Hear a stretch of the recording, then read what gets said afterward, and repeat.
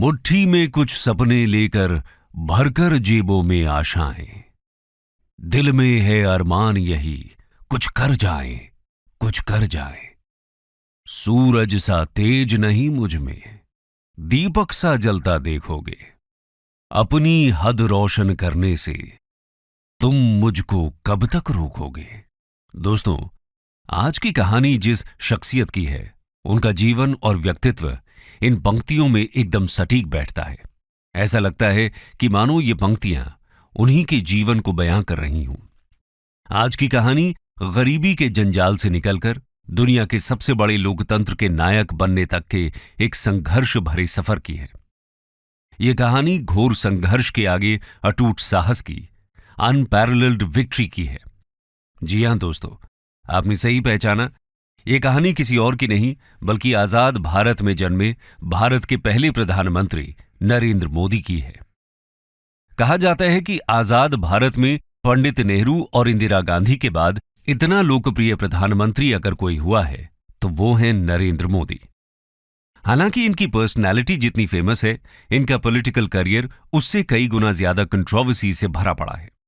लेकिन इनकी शख्सियत कुछ ऐसी है कि जो इनको पसंद नहीं करते हैं वो भी इनको नजरअंदाज नहीं कर पाते। तो आखिर एक चाय वाले के रूप में शुरू हुआ जिंदगी का सफर उनको दुनिया के one of the strongest leaders की पोजीशन पर कैसे ले आया। एक सन्यासी बच्चा भारतीय राजनीति की सत्ता के शिखर पर कैसे पहुंच गया।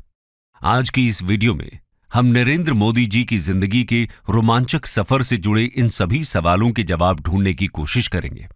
तो आइए बिना देर किए इस डिस्कशन को शुरू करते हैं। Early life.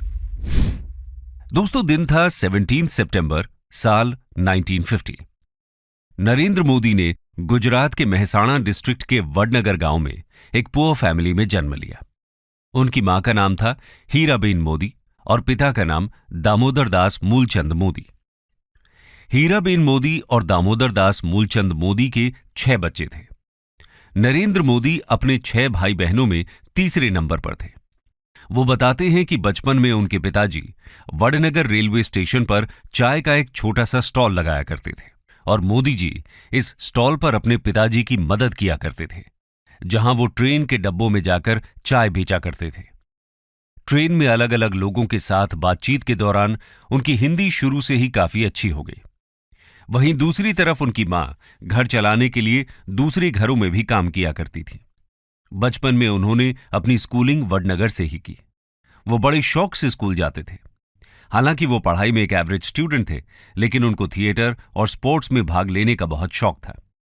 भले ही उनकी जेब खाली हो, लेकिन उनका दिल और दिमाग हिम्मत से भरपूर रहता था। वो बताते हैं कि उनके स्कूल के पास एक झील हुआ करती थी, जिसमें वो अक्सर खेलने जाया करते थे। एक बार उन्हें वहां मगरमच्छ का एक बच्चा मिला, जिसको बहुत बहादुरी से उठाकर वो घर ले आए, लेकिन मां के समझाने पर उन्होंने उसको वापस झील में छोड़ दिया। खैर, नरेंद्र मोदी बचपन से ही स्वामी विवेकानंद जी से बहुत ज्यादा इंस्पायर्ड थे। वो अक्सर फ्री टाइम में उनकी किताबों को पढ़ा करते थे। इसके अलावा उनको इतिहास पढ़ने का भी बहुत शौक था। देश के इतिहास को जानने के लिए वो लाइब्रेरी जाकर कई कई साल पुराने न्यूज़पेपर मांगकर पढ़ा करते थे। उनके बचपन में एक बड़ा मोड़ 8 साल की उम्र में आया, जब वो अपने हिंदी टीचर चंद्रकांत दवे से इंस्पायर होकर आरएसएस की शाखा में जाने लगे। एक दिन वडनगर की एक शाखा में लक्ष्मण राव इनामदार, जिनको सब वकील साहब कहते थे, वो आरएसएस के लोगों को संबोधित करने वहां पहुंचे। उनके शब्दों से नरेंद्र मोदी बहुत इंस्पायर हुए। इस दौरान 1962 में इंडिया और चाइना के बीच एक युद्ध छिड़ गया। इस वॉर में भारत की हार ने मोदी जी को झकझोर दिया। इसके चलते उनका देश के लिए प्रेम और भी ज्यादा इंटेंसिफाई हो गया। इसी के बाद उन्होंने सेना में भर्ती होने का सपना देखा, लेकिन पैसों की कमी के कारण वो आर्मी स्कूल नहीं जा पाए। इसके बाद उन्होंने एनसीसी ज्वाइन करने की ठानी। हालांकि उनकी कद काठी एनसीसी के स्टैंडर्ड्स के हिसाब से फिट नहीं बैठ रही थी, लेकिन जब उनकी कमिटमेंट को देखते हुए उनके फिजिकल टेस्ट लिए गए, तब उन सब में उन्होंने बाजी मार ली। इसके अलावा मोदी जी की एक और खूबी थी, उनको साफ सुथरे कपड़ों का बहुत शौक था। हालांकि वो बहुत महंगी पोशाक नहीं पहनते थे, लेकिन वो जो भी पहनते वो एकदम साफ सुथरा होता था। ये उनकी पर्सनैलिटी में आज भी साफ झलकता है। दोस्तों, इसी दौरान लगभग 13 साल की उम्र में उनकी शादी तय कर दी गई और 17 साल की उम्र में उनकी यशोदाबेन चमन लाल के साथ शादी कर दी गई। इस बीच उन्होंने देश के जवानों की भी खूब सेवा की। 1965 के इंडो पाक वॉर के दौरान सैनिकों के साथ उनका लगाव और भी ज्यादा बढ़ गया। बताया जाता है कि वो वडनगर स्टेशन पर सैनिकों से भरी ट्रेन्स में उनको चाय और खाना पहुंचाया करते थे। यानी उनमें छोटी सी उम्र से ही देश प्रेम कूट कूट कर भरा था। धीरे धीरे वो और भी ज्यादा विचारशील होते गए। वो अपना ज्यादातर समय लाइब्रेरी में किताबों के बीच बिताने लगे। वो अपने देश के लिए कुछ कर दिखाना चाहते थे। साथ ही वो घर से बाहर निकलकर जीवन का सही अर्थ भी खोजना चाहते थे। उनका मानना था कि वो घर परिवार में उलझकर ये नहीं कर पाएंगे। इसलिए शादी के कुछ ही समय बाद उन्होंने घर से दूर जाने का फैसला किया। 1967 में उन्होंने बहुत छोटी सी उम्र में ही अपना पारिवारिक जीवन त्याग दिया। आगे जाकर उन्होंने अपना नाम अनिकेत भी रखा। अनिकेत यानी जिसका कोई घर नहीं। खैर, घर से निकलकर वो सबसे पहले अपने आदर्श स्वामी विवेकानंद की दीक्षा लेने दीक्षा मठ जा पहुंचे। लेकिन वहां उनको दीक्षा नहीं दी गई। असल में रामकृष्ण मिशन का सन्यासी बनने के लिए उनका ग्रेजुएट होना जरूरी था, लेकिन मोदी जी इसके लिए एलिजिबल नहीं थे। वहां के लोगों ने उनको समझाया कि अभी उनकी उम्र अपने परिवार के साथ रहकर उनकी सेवा करने की है। इतनी कम उम्र में इतना कठिन जीवन ठीक नहीं है। लेकिन उन्होंने तो ठान लिया था। तो इसके बाद उन्होंने लगभग 2 साल नॉर्दर्न और नॉर्थ ईस्टर्न इंडिया में ट्रैवलिंग करते हुए गुजारे। कोलकाता से नॉर्थ ईस्ट, वहां से अल्मोड़ा, उसके बाद केदारनाथ, फिर वहां से दिल्ली, राजस्थान और राजकोट से होते हुए वो गुजरात की ओर गए। 1969 के आसपास वो वडनगर में एक बार फिर वापस आए। उनके जाने की वजह से घर में दुख और शिकायत का माहौल छाया हुआ था। लेकिन इससे पहले कि ये इमोशंस उनको कमजोर करे, मोदी जी एक बार फिर सबसे अलविदा लेकर अपनी तलाश में निकल पड़े। इस बार वो सीधा अहमदाबाद गए। यहां उन्होंने कुछ दिन अपने मामा की चाय की कैंटीन पर काम किया। इस दौरान उनका आरएसएस के रीजनल हेडक्वार्टर्स में आना जाना लगा रहता था। वहां उनकी मुलाकात एक बार फिर वकील साहब से हुई और यहीं से उनकी आरएसएस की जर्नी की शुरुआत हुई। Entry into RSS.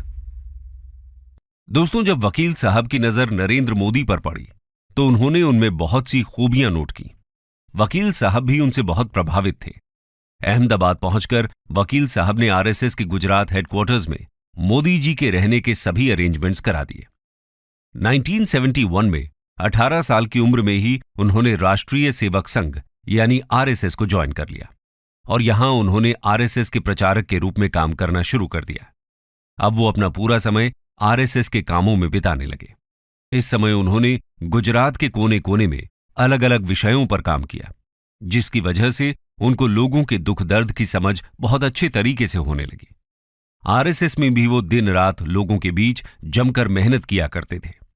मेहमानों को जगाना, लोगों को चाय नाश्ता देना, ऑफिस की साफ सफाई करना, ये सब उन्हीं के जिम्मे था। इस दौरान मोदी जी ने अपनी पढ़ाई बीच में ही छोड़ दी थी। उस समय वकील साहब ने उनको अपनी पढ़ाई पूरा करने के लिए भी प्रोत्साहित किया। कहा जाता है कि वकील साहब का मोदी जी की पर्सनालिटी को निखारने में बहुत बड़ा योगदान रहा। पीएम मोदी बताते हैं कि उन्होंने अपना यूथ ज्यादातर वकील साहब के साथ ही बिताया। उन्होंने काफी लंबे समय तक मोदी जी का मार्गदर्शन किया। ये आगे चलकर मोदी जी के सलाहकार भी बने। खैर, 1975 में देश में लगी इमरजेंसी के दौरान जब आरएसएस जैसी संस्थाओं को बैन कर दिया गया, उस समय भी मोदी जी अपने काम से पीछे नहीं हटे। उस समय उनको इस इमरजेंसी का विरोध करने की अहम जिम्मेदारी सौंपी गई। उन्होंने अपनी जिम्मेदारी को बखूबी निभाया। इसके बाद आरएसएस में उनका ओहदा पहले से कई गुना बढ़ गया। 1978 में उनको आरएसएस का रीजनल ऑर्गेनाइजर बनाया गया। कुछ समय सूरत और वडोदरा में काम करने के बाद 1979 में उनको आरएसएस की दिल्ली ब्रांच में भेजा गया। दिल्ली से वो कुछ समय बाद एक बार फिर गुजरात वापस लौटे। इस दौरान उन्होंने एक बुक भी लिखी जिसका नाम था संघर्ष मां गुजरात। इस बुक में उन्होंने गुजरात की पॉलिटिक्स और सोसाइटी को बहुत गहराई से डिस्कस किया। 1980 में उन्होंने गुजरात यूनिवर्सिटी से पॉलिटिकल साइंस में अपना ग्रेजुएशन भी खत्म किया। 1985 में आरएसएस ने उनके कमिटमेंट और हार्डवर्क को देखते हुए उनको बीजेपी को सौंप दिया। 1987 में उन्होंने भारतीय जनता पार्टी को उसके ऑर्गेनाइजिंग सेक्रेटरी के रूप में ज्वाइन किया। बीजेपी के सीनियर लीडर्स उनसे बहुत ज्यादा प्रभावित हुए। इस दौर में वो अटल बिहारी वाजपेयी जी के भी बेहद करीब आ गए। पार्टी में काम करते वक्त वो उनसे बहुत कुछ सीखते थे। आज उनकी भाषा में भी वाजपेयी जी की छवि साफ झलकती है। खैर, कुल मिलाकर मोदी जी जहां भी गए उन्होंने लोगों को अपना दीवाना बना दिया। बीजेपी में भी कुछ ऐसा ही हुआ और उनकी मेहनत जल्द ही रंग लाई। 1990 में उनको बीजेपी की नेशनल इलेक्शन कमेटी में इलेक्ट किया गया। अपने इसी रोल के चलते 1990 में उन्होंने लाल कृष्ण आडवाणी की भव्य रथ यात्रा का शानदार आयोजन किया। सोमनाथ से लेकर मुंबई तक चली इस रथ यात्रा में मोदी जी ने आडवाणी के सारथी का काम किया। इतना ही नहीं, उन्होंने गुजरात के स्टेट असेंबली इलेक्शंस में बीजेपी के लिए एक शानदार स्ट्रैटेजी तैयार की। इसी के चलते 1995 में बीजेपी ने गुजरात असेंबली इलेक्शंस में मेजॉरिटी के साथ जीत हासिल की। अपने इस कंट्रीब्यूशन के कारण मोदी जी 1998 में पार्टी के जनरल सेक्रेटरी बन गए। यानी उनकी काबिलियत की बदौलत बीजेपी में भी उनको बहुत तेजी से कामयाबी हासिल हुई। Entry in politics. दोस्तों, इसके बाद मोदी जी की जिंदगी में सबसे बड़ा पॉलिटिकल टर्न आया 2001 में। 2001 में उन्होंने गुजरात के तत्कालीन सीएम केशुभाई पटेल को इस पोजीशन पर रिप्लेस किया। असल में केशुभाई पटेल की तबीयत उन दिनों बहुत खराब रहती थी। ऐसे में इस पद के लिए अगर सबसे ज्यादा डिजर्विंग कैंडिडेट कोई था तो वो थे केवल मोदी जी। इसी दौरान गुजरात में एक बेहद अनफॉर्चुनेट इवेंट भी हुआ। जी हां दोस्तों, हम बात कर रहे हैं गोधरा राइट्स की। यह पीएम मोदी के पॉलिटिकल जर्नी का सबसे कंट्रोवर्शियल मोड़ रहा। ऑपोजिशन ने इन राइट्स को लेकर मोदी जी पर कई सवाल उठाए, लेकिन हाल ही में उन्हें और उनकी पार्टी को इस केस में सुप्रीम कोर्ट द्वारा क्लीन चिट दे दी गई। इसके बाद वो 3 कंसेक्यूटिव टर्म्स के लिए सीएम के पद पर नियुक्त होते रहे। सीएम के तौर पर उन्होंने गुजरात की इकोनॉमी, उसकी एग्रीकल्चरल और टेक्नोलॉजिकल डेवलपमेंट को बहुत तेजी से बूस्ट किया। हालांकि गुजरात हमेशा से इंडिया के डेवलप्ड स्टेट्स में से एक रहा, लेकिन मोदी जी के आने के बाद इस स्टेट के डेवलपमेंट में 4 चांद लग गए। 2001 से 2010 तक गुजरात ने 10.9% का ग्रोथ रेट अचीव किया, जो उस समय देश के बाकी सभी स्टेट्स में से सबसे ज्यादा था। इतना ही नहीं, उन्होंने गुजरात को एक ल्यूक्रेटिव इन्वेस्टमेंट डेस्टिनेशन में भी तब्दील कर दिया। इस दौरान उन्होंने स्टेट में करप्शन खत्म करने के लिए भी बहुत काम किया। गुजरात के डेवलपमेंट मॉडल को देखकर उनका नाम पूरे देश में चमचमाने लगा। इस दौरान वो केवल बीजेपी के ही नहीं बल्कि पूरे देश में एक स्ट्रांग लीडर के रूप में सामने आए। 2014 में उन्होंने वाराणसी से अपने पहले लोकसभा इलेक्शन लड़े। इन इलेक्शंस में उनको रिकॉर्ड ब्रेकिंग विक्ट्री हाथ लगी। दोस्तों, यहां गौर करने वाली बात यह है कि मोदी जी के चाय की दुकान से लेकर देश के पीएम बनने का सफर लोगों में एक खास उम्मीद जगाता है। मोदी जी की कहानी लोगों में डेमोक्रेसी के प्रति एक अटूट विश्वास जगाती है। लोगों को उनमें एक ऐसा आदमी दिखता है जो उनके दुख और दर्द भी समझता है। इसके अलावा आपको बता दें कि जब से उन्होंने अपनी पॉलिटिकल लाइफ में कामयाबी हासिल करनी शुरू की, उनका परिवार सत्ता के गलियारे से हमेशा दूर रहा है। 2014 हो या 2019, पीएम पद की शपथ ग्रहण समारोह में भी उनके परिवार का कोई भी व्यक्ति नजर नहीं आया। वो कहते हैं कि पूरा देश ही उनका परिवार है। देश का हर नागरिक उनका भाई और बहन है। उनका जो कुछ भी है वो सब कुछ उनके देशवासियों का है और अपने देश के सिटीजन्स के साथ उनका ये अटूट कनेक्शन आज उनकी सक्सेस की सबसे बड़ी वजह है। ये नरेंद्र मोदी पर लोगों का संपूर्ण विश्वास ही है, जिसकी वजह से 2014 और फिर 2019 में देश की जनता ने उन्हें वोट्स के मामले में पूरी दुनिया में सबसे ज्यादा मत देकर विजयी बनाया है। अगर हम उनके 8 साल के कार्यकाल पर नजर डालें तो उन्होंने demonetisation, GST, surgical strikes, article 370 का एब्रोगेशन और देश के लिए ऐसे कई महत्वपूर्ण डिसीजंस लिए जिनके बारे में सोचना भी नामुमकिन सा लगता है।